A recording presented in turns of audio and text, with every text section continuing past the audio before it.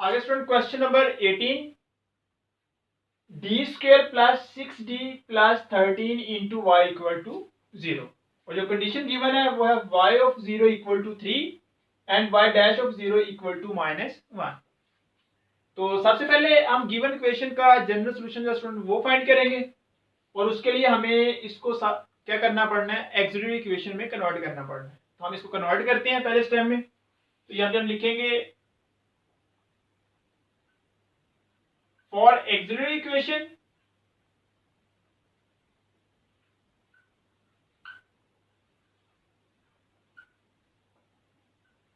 Put y equal to 1 and d equal to m। तो जब हम इस इक्वेशन में वैल्यू पुट करेंगे तो ये बन जाएगी हमारे पास m square plus 6m plus 13 equal to 0। अब सुनिए हमारे पास क्वाड्रेटिक इक्वेशन में कन्वर्ट होगी है और इसके फैक्टर नहीं बनते। अगर फैक्टर ना बनते हो तो हम क्या करते हैं, उसके ऊपर क्वाड्रेटिक फार्मूला जो है वो अप्लाई करते हैं। तो हम क्या करेंगे, इसके ऊपर क्वाड्रेटिक फार्मूला जो है वो अप्लाई कर देंगे। तो यहां से स्टूडेंट हमारे पास a की जो वैल्यू है वो आ जाएगी 1, b की जो वैल्यू है वो 6 और जो हमारे पास c की वैल्यू है वो हमारे पास क्या आ जाएगी 13 आ जाएगी। अब क्वाड्रेटिक फार्मूला लगाएंगे। क्वाड्रेटिक फार्मूला हमारे पास होता है m equal to -b plus minus b square minus 4ac over 2a। अब हम क्या करेंगे, यहाँ पे वैल्यू पुट कर देंगे। तो ये स्टूडेंट m हमारे पास वैसे का वैसे ही। अब यहाँ पे आ रहा है b की वैल्यू है -6, ये बन जाएगा -6 प्लस माइनस स्क्वायर रूट, यहाँ पे आ जाएगा 6 का स्क्वायर -4, a की वैल्यू 1 और c की वैल्यू हमारे पास 13 ओवर 2 इंटू 1 आ जाएगा। अगेन स्टूडेंट ये हमारे पास m वैसे ही -6 plus minus,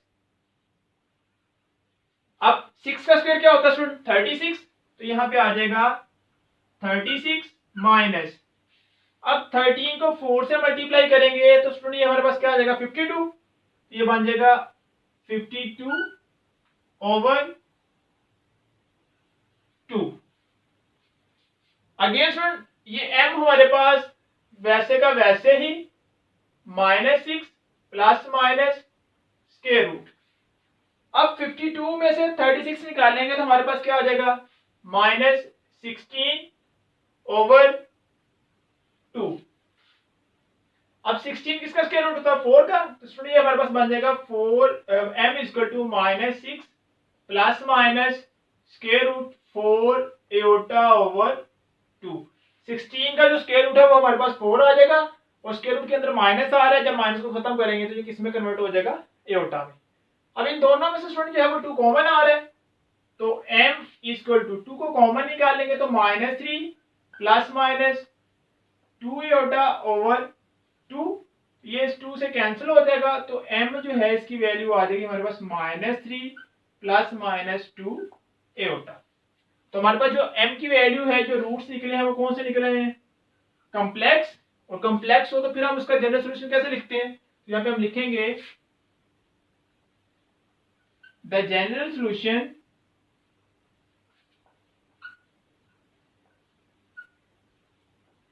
is y equal to e की power -3x c1 cos 2x plus c2 sin 2x, और इसको हम कह देंगे 1। ठीक है स्टूडेंट, इसको हम 1 कह देंगे। अब स्टूडेंट हमें इसके डेरिवेटिव की भी जरूरत है, तो हम इसको डिफरेंशिएट करेंगे विद रिस्पेक्ट टू x। तो जब हम इसको डिफरेंशिएट करेंगे तो स्टूडेंट क्या होगा, इसके ऊपर प्रोडक्ट रूल लगेगा, क्योंकि यहाँ पे दो फंक्शन जो है वो आपस में क्या हो रहे हैं मल्टीप्लाई हो रहे हो। और हमें पता है जब दो फंक्शन आपस में मल्टीप्लाई हो रहे हो तो जब हमने उनको डिफरेंशिएट करना हो तो वहां पे प्रोडक्ट रूल अप्लाई होता है। तो हम इसको प्रोडक्ट रूल जब अप्लाई करेंगे ये हमारे पास y डैश बन जाएगा। अब क्या होता है, पहला फंक्शन वैसे का वैसे ही, तो ये आ गया e की पावर माइनस 3x। अब इसके ऊपर हम डेरिवेटिव अप्लाई करेंगे, c1 कांस्टेंट वैसे ही, और कोस का डेरिवेटिव क्या होता है माइनस, ठीक है ना, यहाँ पे ये आ रहा है कोस 2x c1। अब ये c1 तो वैसे का वैसे ही आएगा, कोस का डेरिवेटिव होता है माइनस साइन एक्स, और उसके एंगल का अगेन डेरिवेटिव लेते हैं, इसके एंगल का अगेन डेरिवेटिव लेंगे तो वो आ जाएगा 2, तो इसका डेरिवेटिव बन जाएगा माइनस 2c1 साइन 2x। तो साथ में आ रहा है c2 साइन 2x, तो ये c2 वैसे ही साइन का होता है जी cos 2x, और 2 साथ में मल्टीप्लाई हो जाएगा, एंगल का अगेन डेरिवेटिव लेंगे तो फिर ये हमारे पास आ जाएगा जी minus 2c1 sine 2x plus 2c2 cos 2x plus, अब पहले का हम डेरिवेटिव लेंगे और दूसरा वैसे ही, और इसका डेरिवेटिव हमारे पास क्या आ जाएगा e की पावर माइनस 3x, इसका डेरिवेटिव होता है माइनस 3 e की पावर माइनस 3x। तो ये फिर यहाँ पे आ जाएगा माइनस 3 e की पावर माइनस 3x, और साथ में ये वैल्यू जो है वो मल्टीप्लाई हो जाएगी, इसको मैं नीचे लिख देता हूँ, ये माइनस आ जाएगा, और साथ में ये इसका डेरिवेटिव आ जाएगा जी e की पावर माइनस 3x, और साथ ये वैल्यू वैसे ही c1 cos 2x plus c2 sign 2x, और इसको मैं कह देता हूं जी 2, ठीक है। ये मैंने इसको क्या कर दिया डिफरेंशिएट कर दिया, इसमें प्रोडक्ट रूल लग गए, पहला फंक्शन वैसे ही दूसरे का डेरिवेटिव, फिर प्लस पहले का डेरिवेटिव और दूसरा वैसे ही, साथ में 3 भी आ रहा है। तो अब सुनो हम क्या करेंगे, जहां पे जो गिवन कंडीशन है उसको अप्लाई करेंगे। गिवन कंडीशन हमारे पास कौन सी है, ये y ऑफ 0 इक्वल टू 3, जो y फंक्शन है y, यहाँ पे हमने x पे क्या करना है 0 पुट करना है, तो यहाँ पे हम लिखेंगे बाय गिवन कंडीशन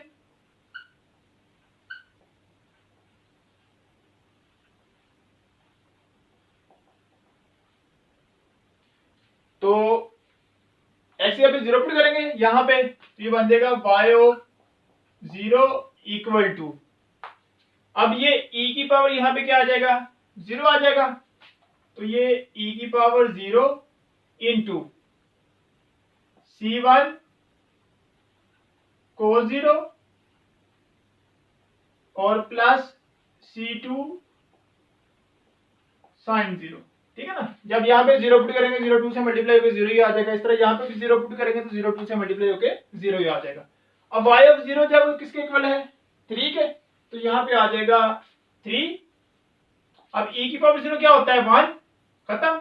अब cos 1 भी क्या होता है, cos 0 जो है वो क्या होता है 1, और 1 c1 से मल्टीप्लाई होके ये, और sin 0 क्या होता है 0, और 0 c2 को भी क्या कर देगा 0 कर देगा, तो यहाँ से हमारे पास c1 की जो वैल्यू है वो क्या आ जाएगी जी 3 आ जाएगी। एंड अब क्या करना है, जो y का डेरिवेटिव है वहां पे x पे हमने 0 पुट करना है, तो ये हमारे पास y का डेरिवेटिव निकला है, तो यहाँ पे हम x पे क्या पुट करेंगे 0 पुट करेंगे, तो ये हमारे पास आ जाएगा y dash of 0 equal to, अब यहाँ पे हम 0 पुट करेंगे तो क्या बन जाएगा e की power 0 into minus 2 c1 sine 0 plus 2 c2 cos 0 minus, फिर नीचे वाली वैल्यू 3 e की पावर 0, और यहां पे c1 cos 0 और प्लस c2 साइन 0। अब ये y of dash of 0 equal to है -1 के, तो यहां पे क्या आ जाएगा -1 इक्वल टू e की पावर 0 1 खत्म, साइन 0 0, cos 0 1, तो ये आपके पास आ जाएगा 2c2 माइनस e की पावर 0 1, और ये 3 से मल्टीप्लाई होकर 3 आ जाएगा। अब cos 0 जो है वो होता है 1, और 1 c से मल्टीप्लाई होके c1, और साइन 0 0 ये इसको क्या कर देगा, खत्म कर देगा। और यहाँ पे हम क्या करेंगे, हमें चाहिए c2 की वैल्यू, c1 की वैल्यू हमारे पास ये निकली वो पुट कर देंगे। तो यहाँ पे लिखेंगे put c1 equal to 3, c1 की वैल्यू यहाँ पे पुट कर देंगे, ये बन जाएगा -1 इक्वल टू 2c2 -3, और यहाँ पे भी क्या आ जाएगा 3, 3 3 9 हो जाएगा। तो -1 इक्वल टू 2c2 -9, अब ये जो 9 है उधर जाके हो जाएगा प्लस का, तो -1 प्लस 9 इक्वल टू 2c2, ये आ जाएगा 8, 2 इधर जाके डिवाइड हो जाएगा c2, और ये कैंसिल होके c2 की वैल्यू क्या आ जाएगी जी, 4 आ जाएगी। ये हमारे पास c1 की वैल्यू भी आ गई, ये हमारे पास c2 की वैल्यू भी आ गई। अब हम क्या करेंगे, इस c1 और c2 की वैल्यू को, इस जनरल सोल्यूशन जो है हमारे पास निकला, यहाँ पे पुट कर देंगे तो हमारे पास रिक्वायर्ड सोल्यूशन आ जाएगा। तो यहाँ पे हम लिखेंगे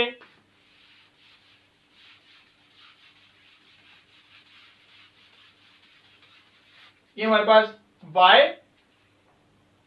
इक्वल टू e की पावर -3x, अब यहाँ पे आ रहा है c1, और c1 की वैल्यू हमारे पास क्या निकली है 3, तो यहाँ पे हम लगा देंगे 3, ये आ जाएगा 3 cos 2x। अब c2 यहाँ पे आ रहा है, c2 की वैल्यू निकली है 4, तो यहाँ पे आ जाएगा 4 प्लस 4 sin 2x, ये हमारे पास रिक्वायर्ड सोल्यूशन आ गया, विच इज द रिक्वायर्ड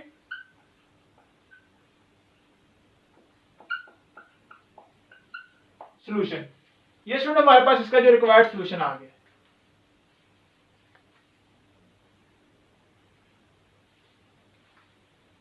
आगे स्टूडेंट क्वेश्चन नंबर 19, तो सबसे पहले हम इसकी एक्सिलरी इक्वेशन जो है वो लिखेंगे। तो यहां पे आ जाएगा फॉर एक्सिलरी इक्वेशन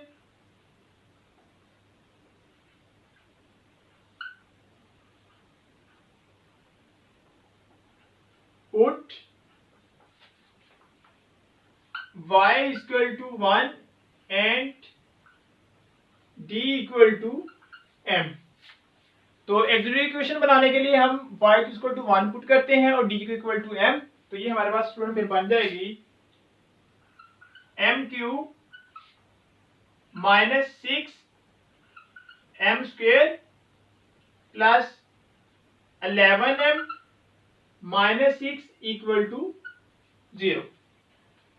तो ये हमारे पास क्यूबिकल इक्वेशन बन गई है, और ऐसी इक्वेशन को सॉल्व करने के लिए हम सिंथेटिक डिवीजन जो है उसको यूज करते हैं। तो यहां पर लिखेंगे बाय यूजिंग सिंथेटिक डिवीजन,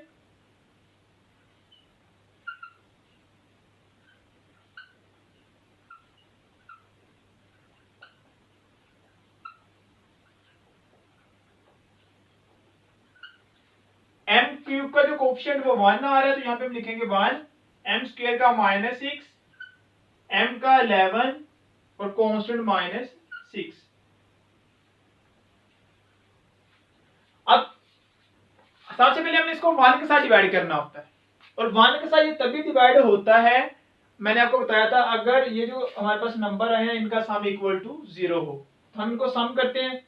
ये 11 और ये 1 12, -6 और -6 -12, यानी कि 0 हो गया। इसका मतलब ये क्या हुआ कि ये 1 के साथ डिवाइड हो जाएगा, तो हम इसको 1 के साथ डिवाइड करेंगे। तो यहाँ पे लिखेंगे 1, पहले नंबर को हम वैसे लिखते हैं 1, अब 1 से मल्टीप्लाई होकर 1 आ जाएगा, नेक्स्ट वाले में ऐड करेंगे, -6 में से 1 निकालेंगे तो -5, अब 1 को -5 से करेंगे तो ये -5, 11 में से -5 निकालेंगे तो +6, अब 1 6 से मल्टीप्लाई होके +6, ये हमारे पास क्या आ गया 0 आ गया।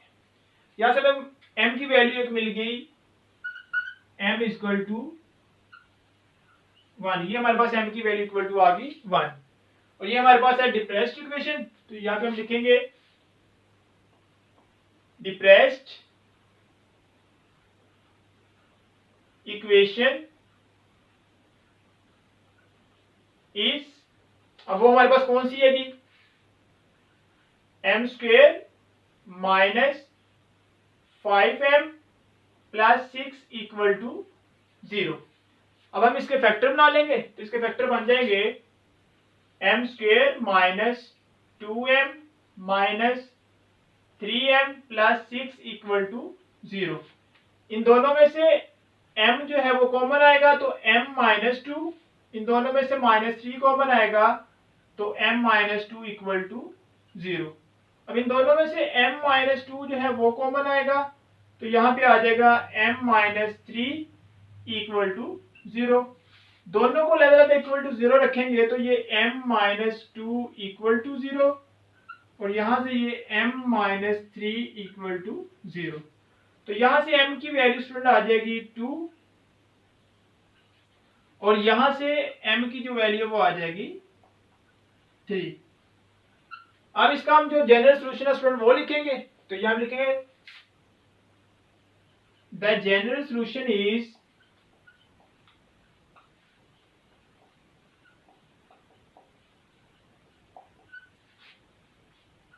y is equal to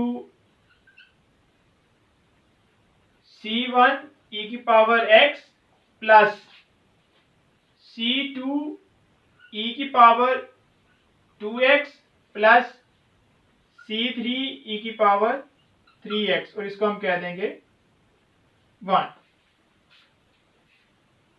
अब स्टूडेंट हमें इसका फर्स्ट डेरिवेटिव भी चाहिए और सेकंड डेरिवेटिव भी चाहिए, तो हम इसको 2 टाइम जो है वो डिफरेंशिएट कर देंगे विद रिस्पेक्ट टू x। तो फर्स्ट टाइम इसको डिफरेंशिएट करेंगे तो ये बन जाएगा y1 equal to c1 e की पावर x और इसका डेरिवेटिव आ जाएगा प्लस 2 c2 e की पावर 2x और इसका डेरिवेटिव आ जाएगा 3 c3 e की पावर 3x, इसको हम कह देंगे 2। इसको अगेन हम डिफरेंशिएट करेंगे तो ये हमारे पास आ जाएगा y double dash equal to c1 e की पावर x, फिर इसका डिफरेंशिएट करेंगे तो ये प्लस बन जाएगा 4 c2 e की पावर 2x, ये 3 3 9 बन जाएगा तो ये आ जाएगा 9 c3 e की पावर 3x, इसको हम कह देंगे 3। ठीक है, अब हमारे पास y की वैल्यू भी आ गई, फर्स्ट डेरिवेटिव की भी आ गई और सेकंड डेरिवेटिव की भी आ गई। अब हम क्या करेंगे, ये गिवन कंडीशन जो है वो अप्लाई करेंगे, तो ये हम लिखेंगे बाय गिवन कंडीशन।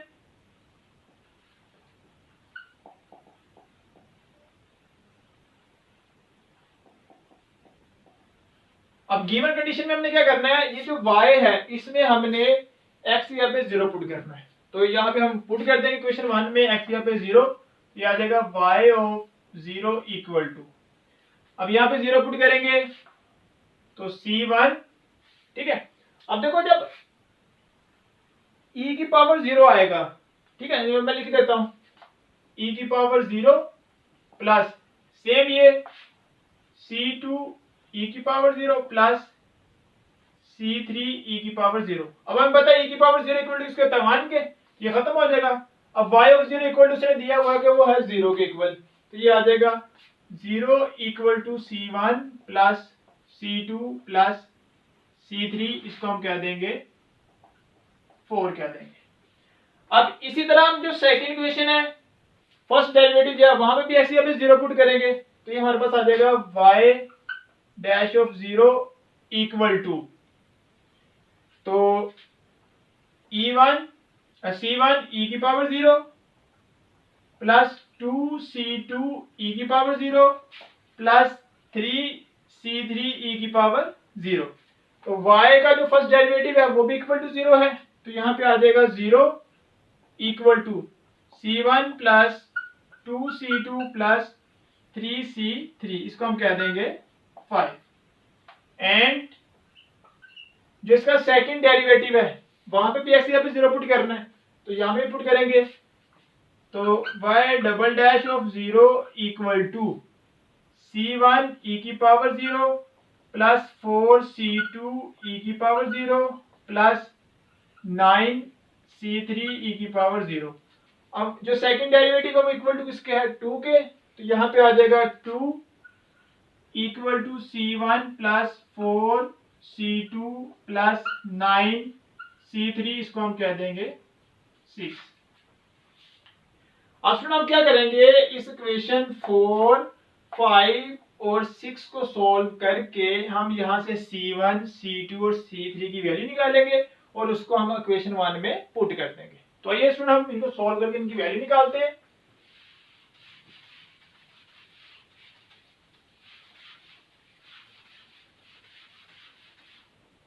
अब स्टूडेंट हम 4 और 5 आ रहा है, तो इसकी जो C1 वैल्यू है वो सेम आ रही है, तो हम क्या करेंगे, यहाँ से 4 और 5 को सब्ट्रैक्ट कर देंगे।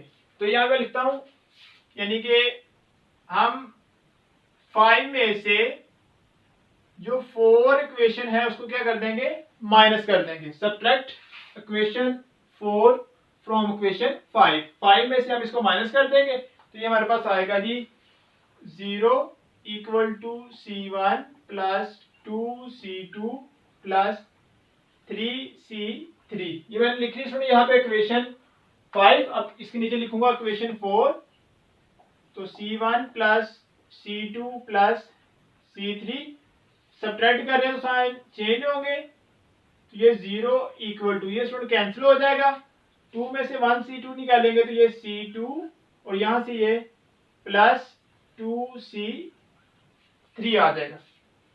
अब यहां से मैं क्या करता हूँ स्टूडेंट, C2 की वैल्यू निकाल लेता हूँ, ये 2C3 इसको मैं उधर ले जाता हूँ, तो ये आ जाएगा C2 इक्वल टू 2C3, इसको मैं कह देता हूँ जी A कह देता हूँ, चलो इसको मैंने A का नाम दे दिया।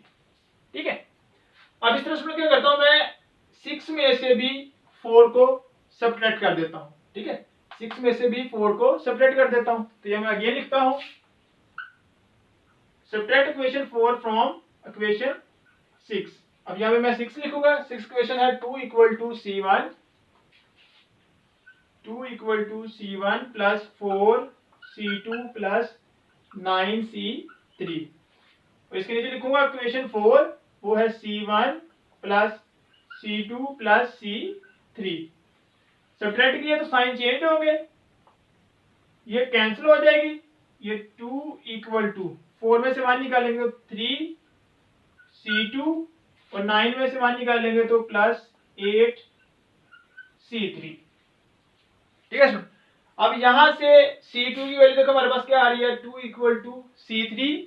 मैं यहाँ पे C2 की यहाँ पे इसकी वैल्यू पुट कर दूंगा, तो यहां लिखूंगा फ्रॉम ए में से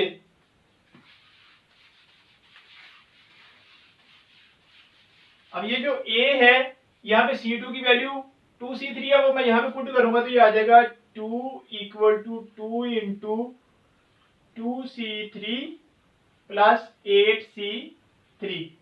ये 2 इक्वल टू स्टूडेंट क्या बन जाएगा यहाँ पे, तो ये माइनस का है, माइनस क्योंकि ये इधर गया तो जाके बनेगा माइनस का, ये माइनस का है, तो ये बन जाएगा -4C3 और प्लस 8C3 आ जाएगा। अब स्टूडेंट क्या होगा, यहाँ पे माइनस ये 3 है, यहाँ पे ये यहाँ पे आ रहा है 3, तो ये आ जाएगा 6। अब 8 में से 6 निकालेंगे तो ये क्या बन जाएगा, 2C3 बन जाएगा, ये 2 से कैंसिल होगा स्टूडेंट, क्या बन जाएगा, C3 जो है इसकी वैल्यू आ जाएगी 1। अब इस C3 की वैल्यू को हम पुट कर देंगे A में, तो यहां से हमारे पास C2 की वैल्यू आ जाएगी, तो अगेन लिखेंगे फ्रॉम A, तो ये C2 इक्वल टू -2 और C की वैल्यू 1, तो यहां से ये आ गई -2, तो यहां से हमारे पास C2 की वैल्यू हमारे पास आ गई -2। अब इस C3 और C2 की वैल्यू को हम क्या करेंगे, इक्वेशन जो 6 है इसमें पुट कर देंगे, तो हमारे पास C1 की वैल्यू आ जाएगी, तो यहां लिखेंगे फ्रॉम इक्वेशन 4, तो ये 0 इक्वल टू C1, यहाँ पे C2 की वैल्यू लिखेंगे वो हमारे पास -2 और यहाँ पे C3 की वैल्यू लिखेंगे वो हमारे पास 1। तो ये स्टूडेंट यहाँ पे क्या आ जाएगा, 0 इक्वल टू C1 -1 और -1 उधर जाके क्या हो जाएगा +1, तो C1 की वैल्यू भी हमारे पास क्या आ गई, 1 आ गई, C3 की 1 आ गई, C2 की -2 और इसकी ये 1 आ गई।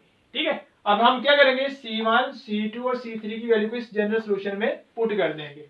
जब इस जनरल सोल्यूशन में पुट करेंगे तो ये हमारे पास क्या बन जाएगा, यहाँ पे पुट कर देते हैं। देखो C1 की वैल्यू क्या आई है हमारे पास 1, तो यहाँ पे हम 1 लगा देते हैं। C2 की वैल्यू क्या है -2, तो यहाँ पे -2 लगा देते हैं। और C3 की वैल्यू क्या है 1, तो यहाँ पे भी 1 आ जाएगा। तो ये हमारे पास रिक्वायर्ड सोल्यूशन जो है वो स्टूडेंट आ जाएगा, which is the required solution.